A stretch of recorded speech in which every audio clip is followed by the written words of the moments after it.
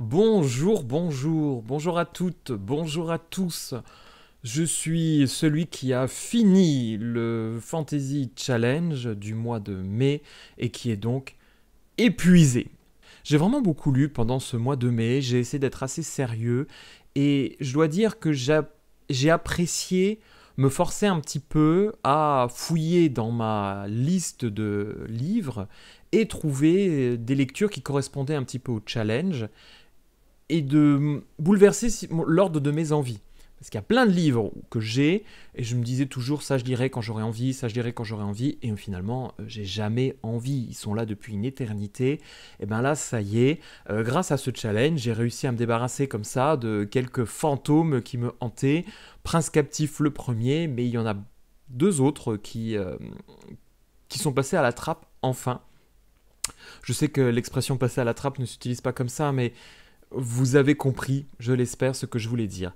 Donc j'ai quand même passé un bon mois de mai. Les lectures ne m'ont pas tous plu, hein. Honnêtement, il y a eu du bon, il y a eu du moins bon, mais c'était quand même assez plaisant. Et évidemment, je me suis rendu compte que comme tout challenge, au début, j'y suis à fond et tout, je suis là, allez, on essaie de lire une centaine de pages par jour. Dès que j'avais un peu de temps, je mettais mes écouteurs pour avancer dans mon livre audio et tout. Et puis à la fin, c'était super crevant parce que, ben, évidemment, j'ai recommencé à travailler. Donc déjà là, ben, lire 2 heures, 3 heures par jour, c'est plus difficile. Le soir, je rentre, quand je me mets au lit, je m'endors directement. Donc je lisais quoi, 10 pages et après je ronflais. Et en plus de ça, j'ai eu la bonne idée de m'inscrire à une course pour faire 10 kilomètres. Donc j'ai couru il y a environ 10 jours, 10 kilomètres. Et évidemment, ça n'a pas arrangé mon envie de dormir. Donc sur la fin, c'était beaucoup plus compliqué. Mais c'est pas grave. La lecture, et c'est ça que j'aime aussi, c'est que ça se fait selon nos envies, selon notre corps, selon notre temps. Et voilà, des fois on peut aller très vite, des fois on va plus lentement, des fois on prend son temps, ça peut arriver de faire des pauses. Tant qu'on ne se force pas et tant qu'on aime faire ce qu'on fait, il n'y a pas de mal. J'ai eu aussi quelques légers soucis, notamment à ma lèvre. Je crois que ça se voit un peu moins. Ouais, ça se voit quand même un peu, qui avait étrangement gonflé. Ça s'est quand même calmé, mais hors de question que je me filme dans cet état. Euh, je ressemblais à rien. J'avais raconté sur Instagram que j'avais fait des injections et tout le monde m'a cru, tellement ma lèvre était gonflée de manière absurde. Non, je n'ai rien fait. Tout est stupidement naturel chez moi. Je vais mettre fin à cette longue introduction qui montre à quel point j'avais envie de vous parler pour vous parler cette fois-ci des livres que j'ai lus pendant le mois de la fantasy. Je ne vais pas reprendre ceux que j'avais déjà évoqués dans une précédente vidéo, c'est-à-dire Le Sanderson, Les Trois Sorcières et un dont j'ai Prince Captif. Là, cette fois-ci, je vais évoquer les deux autres œuvres que j'ai lues pendant ce mois de mai, qui ne sont pas des mangas, qui n'est pas l'audiolivre La Roue du Temps, parce que ça, je garde ça pour un autre moment. Générique.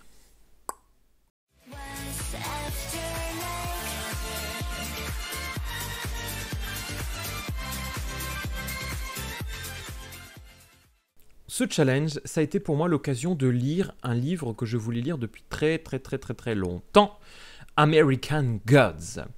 J'ai découvert l'œuvre il y a aussi très longtemps, au moment où la série était sortie, et je dois dire que j'avais plutôt aimé la saison 1, par son ambiance un peu étrange, mystique, très colorée, très diversifiée, très étrange.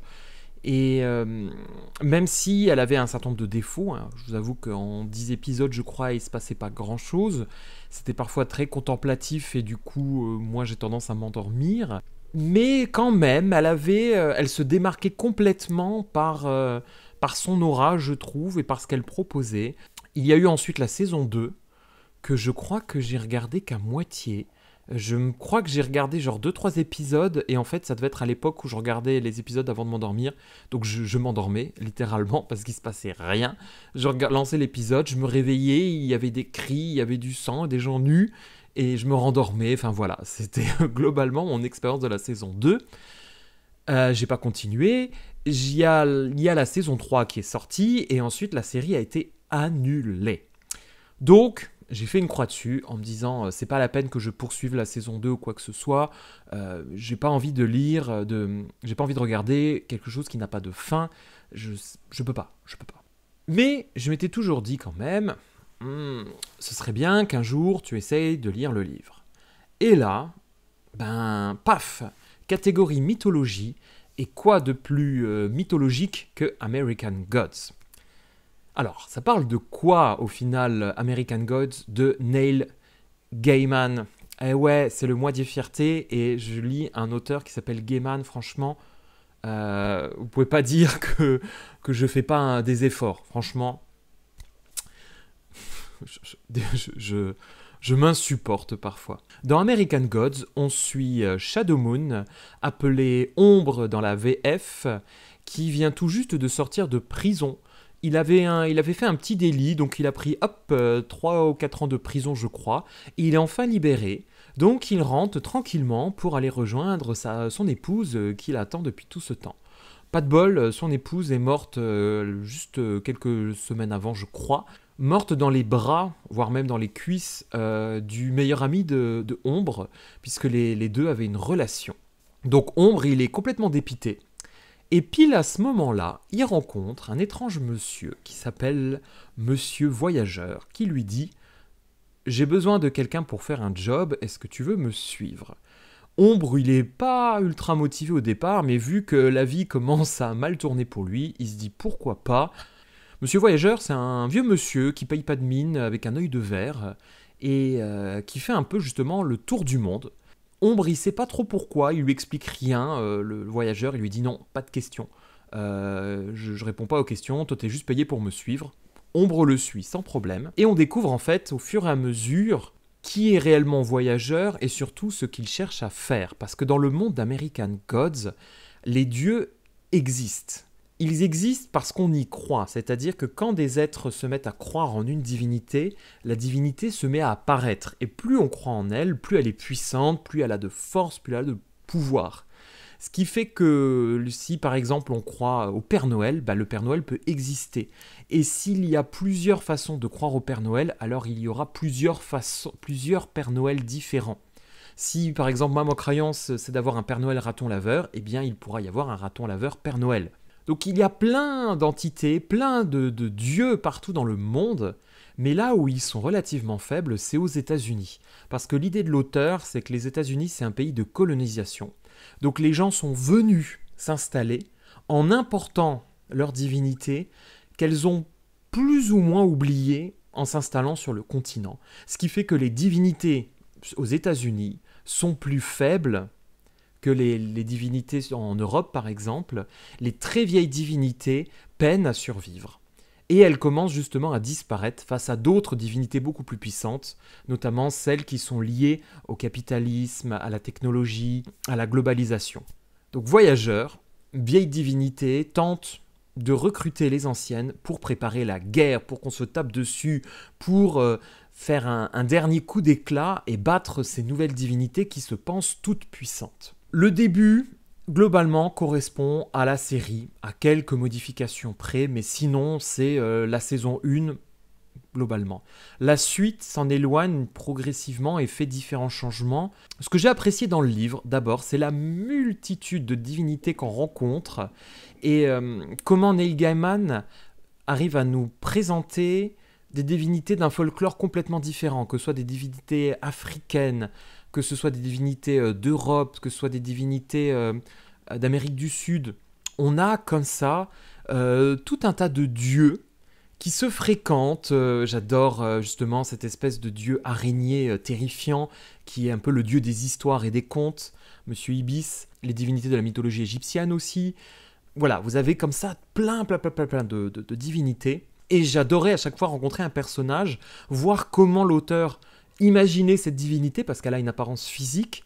Vous avez par exemple un léprechaune qui est un grand alcoolique, pas alcoolique pardon, il prend de la drogue de 1m90, mais il joue quand même, il fait apparaître des pièces et il nous explique quand même comment ça se passe pour les trouver au pied des arcs-en-ciel et tout, mais voilà, c'est pas du tout le petit gnome qu'on imagine. Là-dessus, j'ai trouvé ça super plaisant, même si parfois ça coupe un peu le récit, parce qu'on a de temps en temps, au début des chapitres je crois, une espèce de parenthèse où on va nous raconter un peu l'apparition d'une divinité ou la tranche de vie d'une divinité quelconque, et ça n'a pas forcément d'incidence sur le reste de l'histoire. On va avoir comme ça des divinités qui apparaissent et on vous raconte pendant 20 pages quelque chose lié à elle et c'est tout. C'est super intéressant et en même temps ça me sortait un peu du récit et il y avait un petit côté encyclopédie qui me dérangeait un peu parce que ouais c'était bien mais c'était pour moi des histoires à part et comme ça s'intégrait mal dans le récit, ça me coupait un peu. J'ai bien aimé le personnage de Voyageur, le personnage de Ombre, leur relation. J'ai trouvé ça rigolo, j'ai trouvé que c'était une lecture agréable qui se lisait facilement, avec des petits chapitres quand même très courts. J'ai trouvé qu'à un moment donné, ça devenait un peu lent et long, notamment en fait la partie du milieu, où Ombre se retrouve dans un village, et il y a une vie un peu à part. Voyageur lui dit « Tu te planques là, tu restes là quelque temps, et on viendra te chercher de temps en temps. » Et je vois un peu l'intérêt de cette parenthèse, et en même temps, ça m'intéressait beaucoup moins. Moi, ce que j'aimais, c'est le voyage avec Voyageur, justement, la découverte des divinités, et pas juste Ombre dans un petit village du nord, parce qu'il fait super froid, je sais plus où c'est, où il se passe globalement rien. C'est du quotidien, Ombre qui apprend à survivre dans le froid, parce que il arrive, il a un t-shirt et un jean, alors dans une ville où il fait moins 50, Ombre qui découvre les voisins, Ombre qui participe à la fête du village. Au bout d'un moment, on commence aussi un petit peu à se lasser de ces histoires de Voyageur et Ombre qui rencontrent une divinité et qui essayent de la convaincre de rejoindre la guerre. La première fois ça marche, c'est intéressant, la deuxième fois j'aime bien, la troisième ok, au bout d'un moment 5-6 on aimerait bien que l'histoire avance. Par chance, je trouvais que le moment où je commençais à me lasser, c'est le moment où l'histoire avance. Mais voilà, je vous le dis clairement, ça occupe quand même une grande partie du récit, peut-être un tiers, voire 2 tiers du roman, c'est vraiment exclusivement Voyageur qui recrute son armée. Dans la série, il y a beaucoup de scènes de sexe. Dans le roman, il y en a aussi. J'ai été un peu surpris. Moi, je pensais que c'était la série qui avait rajouté tout ça. En réalité, elle n'a rien inventé du tout. Je dois dire que c'était à la fois amusant de voir comment ces divinités se reproduisent. Après, il n'y avait pas grand intérêt pour moi. Voilà, il y en a, je les ai lus parce que il faut bien avancer dans le roman. Il y a 2 hommes à un moment donné qui ont un rapport sexuel. Et oui, on en revient, vive la marche des vive le mois des fiertés. Mais voilà, je vous préviens, il y a quand même des fesses à différents moments. Il y a plusieurs plot twists qui, à mon avis, sont gros comme des maisons. Et je vous avoue que j'en ai vu un, mais j'ai pas vu le deuxième. Et vous, en le lisant, vous allez vous dire peut-être, ou en l'ayant lu, ah ouais, non, Trouillet, franchement, ça, t'as pas deviné. Ouais, parce que je crois qu'en lisant cette œuvre, j'attendais à rien d'extraordinaire, j'attendais à quelque chose d'un relativement simple, j'attendais pas à être surpris sur des révélations. Et j'ai apprécié, en fait, ce qui se passe à la fin. Et en même temps, j'étais un peu déçu. un tout petit peu déçu. J'ai trouvé ça... En fait, j'étais un peu déçu parce que je trouvais que ça portait atteinte à ma vision de l'histoire, à ma vision de personnage. Voilà, j'en dirai pas plus, je veux pas spoiler, c'est pas le but. Mais j'étais un peu... Ah mince. J'ai quand même globalement apprécié cette lecture. C'est pas ma lecture incroyable que je recommande absolument, mais c'était une lecture vraiment sympathique que j'ai bien aimée. Dites-moi si vous avez lu, je crois que quand j'en avais parlé, certains m'ont dit ah oui c'est trop bien et d'autres m'ont dit ouh. N'hésitez pas, maintenant que j'ai tout lu, je veux vos réactions, savoir ce que vous en avez pensé, parce que je suis comme toujours beaucoup trop curieux. Une autre lecture qui était sur ma liste depuis longtemps. Je sais pas pourquoi je le dis comme ça, mais ça me fait rire. C'est le Paris des Merveilles. Pour vous dire, le Paris des Merveilles, mon souvenir, c'est... il y a peut-être 5 ans, même peut-être plus, je sais plus, où une amie m'a dit « Oh, tu devrais lire ça, en tout cas, les couvertures sont très très jolies, ça devrait te plaire. » Ce sont vraiment des beaux livres. Et c'est vrai, les couvertures sont magnifiques, sauf qu'à l'époque... elles étaient, je crois, à nouveau introuvables. Il y a eu des nouvelles rééditions où maintenant c'est réapparu, mais pendant super longtemps, je trouvais pas la belle édition que je voulais du Paris des Merveilles. Il y en a une, elle est vraiment très belle, je sais même pas si elle existe encore, mais voilà, maintenant il y a des belles éditions. À l'époque, il n'y en avait pas. Donc c'était il y a peut-être 5 ans, Je pense, parce que je me demande si dans cette zone-là, c'était pas à ce moment où je lisais un peu, où je lisais justement Fils des Brumes, quoi que ce soit. Donc, ça fait longtemps, ça fait très longtemps que je me disais, il faut essayer le Paris des Merveilles. Je l'ai fait, je l'ai lu, le Paris des Merveilles, enfin en tout cas le tome 1, parce qu'en réalité maintenant ça a eu un succès quand même incroyable, et il y a eu le tome 1, il y a le tome 2, il y a le tome 3, il y a plein de petites nouvelles qui sortent, les livres sont tous magnifiques, vraiment je trouve que c'est un travail d'édition qui est bien fait, ce sont des livres qui donnent envie, et je le sais parce que j'ai vu sur les stands les gamins, des jeunes, se dire « Oh, mais ça a l'air sympa, ça a l'air chouette, j'ai envie d'acheter. » Après, est-ce que c'est vraiment adapté pour eux? J'en sais trop rien, je ne suis pas un spécialiste de l'édition jeune, mais en tout cas, ça intéressait. Voilà, ça a attiré l'œil, ça donnait envie de les avoir. Donc, ça veut dire que ça fonctionne. Le concept du Paris des Merveilles, moi je le trouve extraordinaire. On est dans un Paris du 20e siècle, j'ai toujours du mal avec les siècles, mais en gros 1900. Univers qui est un peu bouleversé parce qu'on découvre l'existence d'un monde qui s'appelle l'Outre-Monde. Et dans l'Outre-Monde, il y a des fées, il y a des dragons, il y a des chats avec des ailes, il y a des gargouilles, il y a des magiciens, il y a plein de choses. Et tout ce monde-là, finalement, commence un tout petit peu à se répandre dans notre univers et à le changer, à le modifier. On intègre comme ça soudainement des magiciens, des objets magiques. On a la tour Eiffel qui est faite, je crois, d'un bois magique un peu particulier. On a des arbres qui parlent. Notre monde tel qu'on le connaît, mais qui est très légèrement modifié. Et ça, j'adore. En fait, j'adore ce côté réécriture de notre histoire avec des éléments magiques. Et ça me donnait très très envie de voir un petit peu comment l'auteur reprenait Paris, mais avec ce côté merveilleux. Merveilleux d'ailleurs dans le sens conte de fées. Hein. Merveilleux, à la base, c'est la magie pure. On suit les aventures de Louis Griffon, qui a un nom à rallonge, donc on va juste l'appeler Griffon, qui est un jeune mage d'un cercle, enfin jeune, non pas du tout, je dis jeune, mais je crois qu'il a 800 ans. Mais dans ma tête, j'ai tendance à l'imaginer jeune parce que il se bat, il se défend, il est quand même un peu cool. Il a un petit côté Batman, en fait, voilà, je trouve. Il a un côté Batman, enfin Bruce Wayne, dans sa façon d'être, avec en plus son majordome, son petit endroit, et de temps en temps, il va rendre la justice à sa manière. Louis Griffon se retrouve mêlé dans une histoire de vol d'objets magiques, de trafic, qui l'embarque progressivement dans une histoire plus complexe, plus intéressante, qui va l'amener à renouer avec son ancienne femme, Isabelle de Gilles, qui elle est une voleuse sournoise et extraordinaire. C'était vraiment mon personnage préféré, qui arrive à se sortir de 1000 situations avec ses comparses, un gnome dont j'ai oublié le nom et un autre personnage.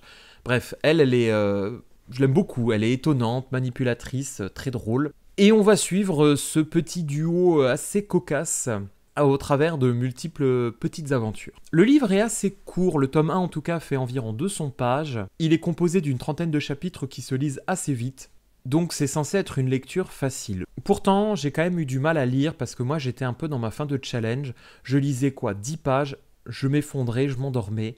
Donc ça m'a pris quand même 2 semaines, je pense, non j'exagère, pas 2 semaines. Mais ça m'a pris au moins je pense 10 jours pour lire Le Paris des Merveilles qui faisait pourtant que 200 pages. C'est un livre qui se lit quand même bien, là encore, parce qu'il y a beaucoup de dialogues. Moi j'ai trouvé que c'était parfois un peu trop. Le nombre de fois où on se dit bonjour, comment allez-vous, ça va. J'étais assez surpris, ça revenait régulièrement. Et parfois, il y avait un peu que ça. Et les moments d'action sont là, mais finalement, soit ils sont en fin de chapitre pour créer un plot twist, soit ils sont quand même assez courts. J'ai trouvé que c'était à la fois bavard sans vraiment faire avancer l'histoire. C'est une enquête dans laquelle on parle beaucoup, mais c'est pas des éléments qui vont vous aider vous pour l'enquête. C'est Griffon qui va dire tiens, il y a ça là, si on allait à cet endroit-là, et puis il va parler à un autre personnage, et puis ce personnage lui raconte ci, lui raconte ça, et il progresse un petit peu dans son histoire. J'ai été un peu déçu, voilà, je vous le dis, j'ai du mal à le cacher, j'essaie de commencer par les points positifs, mais en gros, je ne l'ai pas trouvé détestable, mais je m'attendais à quelque chose de plus magique et plus enchanteur. Pour moi, le Paris des Merveilles, j'attendais à un Paris, et que du chapitre 1 au chapitre 30, on nous montre justement le merveilleux, l'extraordinaire. En réalité, je pense qu'on fait quoi? 15 chapitres dans Paris, et même dans ces chapitres-là, je trouve que Paris n'est pas assez mis en avant. Au tout début, j'ai été vraiment charmé quand l'auteur commence à nous parler de l'impact de la magie sur Paris, comment Paris a été transformé, comment certains personnages historiques, Léonard de Vinci, Georges Méliès, sont en réalité des magiciens. Je trouvais ça chouette parce que c'est exactement ce que j'attendais. Et au bout d'un moment, on commence à aller de plus en plus dans le monde des fées, on commence de plus en plus à faire des courses-poursuites, mais dans un Paris qui disparaît petit à petit, qu'on oublie, et finalement l'histoire aurait pu se passer dans un monde tout à fait imaginaire, ça aurait très bien fonctionné, et ça je regrette un peu. Moi j'aurais voulu vraiment les clichés mais les plus absolus, hein. Des combats dans la Tour Eiffel, des lieux iconiques de Paris, des histoires avec des personnages historiques jusqu'au bout, je sais pas moi, le président de l'époque, avant un ministre, j'en sais rien. Je trouvais que ça manquait. Voilà. Tout ça, au bout d'un moment, passé les 10 premiers chapitres, ça disparaît de plus en plus. On est happé dans les histoires des fées, dans le background des fées, ce qui s'est passé dans leur monde il y a 1000 ans, les conséquences, etc. Et ok, c'est chouette, mais moi, j'ai pas signé pour lire The Wings. Moi, je veux le Paris des merveilles. Je veux ce qui se passe dans Paris. Et en fait, ça m'a déçu. Voilà, clairement, si vous lisez ça pour avoir l'ambiance parisienne et avoir l'impression de vous retrouver pleinement dans Paris, dans un Paris complètement cliché, je m'en fiche, mais moi c'est ce que je voulais, c'est pas le cas. Par contre, si vous voulez, j'allais dire des personnages relativement charismatiques, parce que Louis Griffon, il est quand même assez cool, Isabelle, elle est vraiment chouette, pourquoi pas, là-dessus, ça peut vous plaire. Après, il y a 3 femmes à tout casser dans l'œuvre, et ce sont 3 jolies femmes. Il y a vraiment la future amante, l'ancienne maîtresse, et la méchante sexy, et la reine sexy. Elles sont toutes belles, elles sont toutes envoûtantes. Voilà, j'aurais aimé un peu plus de diversité par rapport à ça. J'ai quand même aimé les petites créatures qui apparaissent, hein. Il y a un chat avec des ailes que j'ai trouvé extraordinaire, les vilaines gargouilles, la référence au dragon. Là-dessus, moi je suis tout à fait preneur. J'aurais juste voulu que ce soit davantage dans Paris. Voilà, le Paris des merveilles, rencontre qui ne s'est pas faite.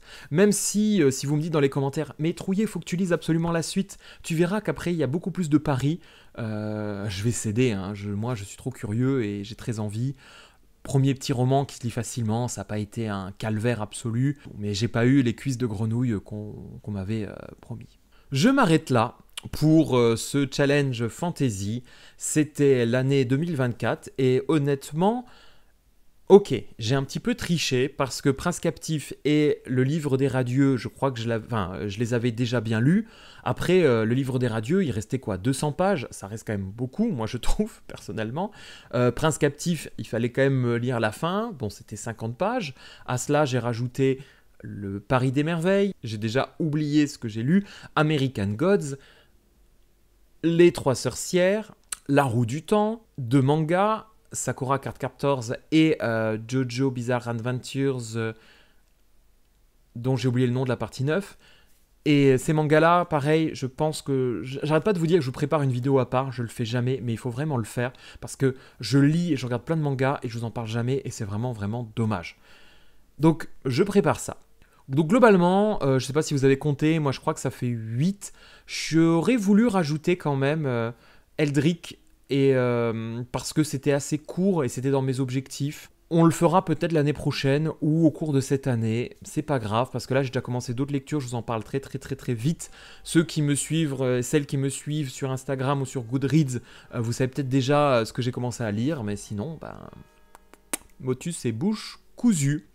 Je vous remercie, je vous embrasse très fort et je vous retrouve très vite pour vous parler de tout ça. Si je vous manque absolument, n'hésitez pas. Sur Instagram, je poste des fois des petites bêtises. Sinon, dans les commentaires, hein, vous revenez 12 jours plus tard, il n'y a pas de problème. Je vous répondrai quoi qu'il arrive. Je vous remercie. Je vous laisse car ma lessive est prête. Vous l'avez peut-être entendu au cours de la vidéo si je n'ai pas réussi à la couper. Donc, je vais aller pendre mon linge. Je vous embrasse. Je vous souhaite une très bonne semaine, bonne journée, bon après-midi, bon début de vacances, bon début de tout ce que vous voulez. Bye bye.